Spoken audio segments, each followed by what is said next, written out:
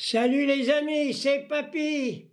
Alors aujourd'hui, 11 novembre, cette guerre, cette boucherie qui a été organisée par le système capitaliste, des millions de Françaises et Françaises ont été massacrés dans les tranchées. D'habitude, je participais à ces commémorations, mais aujourd'hui, avec mon âge avancé, j'ai une pensée pour celui-ci. Mon grand-père, 14-18, gazé, revenu blessé de la guerre de 14. Il n'a rien obtenu, comme dans toutes les guerres. Mes amis, vous croyez mourir pour défendre la patrie, mais vous défendez simplement le système capitaliste qui va continuer à vous exploiter encore pendant des décennies.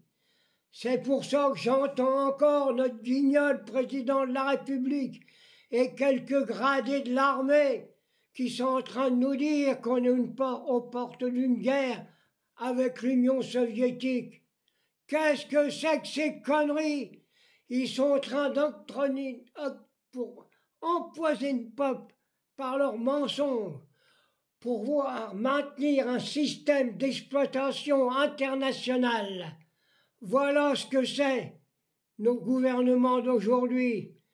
Quand je vois encore ce qui se passe en Palestine, qui se passe au Soudan, qui se passe dans tous les pays où que la France a pillé l'Afrique, elle a pillé l'Algérie, et aujourd'hui on veut encore fêter le 11 novembre. Eh bien moi, en restant chez moi, j'ai un souvenir pour tous ces gens, ces soldats qui sont fait massacrer en 14-18 et à tous les maquisards en 39-45. Voilà ma façon de penser à ce sujet. Et respecter ce monsieur. Il y en a des millions comme lui qui sont morts dans les tranchées, à Verdun et ailleurs. C'est pour ça que je suis dégoûté quand je regarde notre télévision. Il y a encore un général qui vient de causer en disant on est au bord d'une guerre. Non, on n'est pas au bord d'une guerre. Et quand je pense qu'on est en train de crever de faim, des gamins qui couchent dehors, on vient encore de mettre plus de 150 milliards pour fabriquer des bombes et des obus. Pourquoi faire? Pour rien faire. On maintient la peur dans l'opinion publique pour mieux les exploiter. C'est pour ça que le 11 novembre, comme la libération en 1945, moi je la fête chez moi, en pensant à tous ceux qu'on a sacrifiés pour défendre le système capitaliste. Et j'ai pas peur de le dire. Et il y en a qui vont aller au monument aux morts défiler. Je sais que dans ces défilés, il y a encore des résidus de Pétain qui vont aller fêter le 11 novembre en mémoire de nos morts, alors qu'ils ont participé au massacre, ils ont participé à la collaboration de classe. Voilà ce que je voulais dire. Et je reviendrai là-dessus, parce que je suis vraiment écœuré. On est sali. On est traîné dans la boue par ceux qui nous gouvernent. Voilà ce que je voulais dire. Et honneur à ceux qui se sont battus pour que la France soit aujourd'hui comme elle est. Il y en a qui sont en train de la détruire.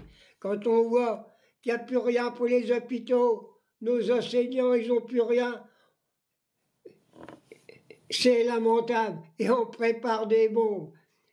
Et puis je vais revenir quand même à un coup, parce qu'il paraît qu'il y a 20 milliards qui ont disparu. Mais il faut foutre Macron en prison. Il faut le mettre en prison et le faire cracher. Il sait où qui sont les milliards qui ont disparu.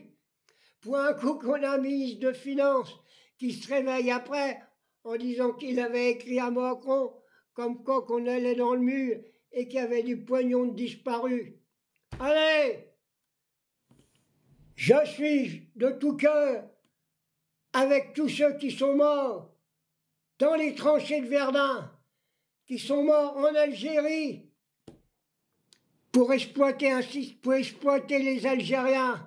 Et quand je pense à tout ça, que les socialistes, ils sont en train encore de magouiller, ils magouillent pour pouvoir rester au pouvoir.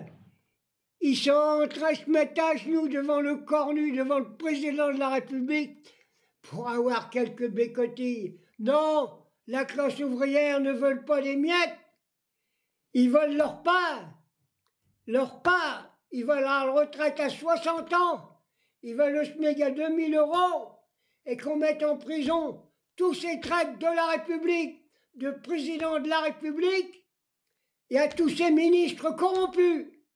Et vive le 11 novembre, vive 39-45, et j'ai un souvenir qui me reste à cœur parce que j'ai été envoyé en Algérie de force. Là-bas, j'ai sauvé les gamins pendant qu'il y avait des soldats français, des appelés, qui les tuaient, qui violaient les femmes, et qu'on avait le père de Marine Le Pen, le chef de la torture là-bas, qui torturait tout le monde. Voilà ce que c'était la France de merde. Allez mes amis, j'ai fait ma petite vidéo, que ça plaise ou que ça plaise pas. Vive la France, au service des Français, mais pas au service de Bernard Arnault et toute la clique.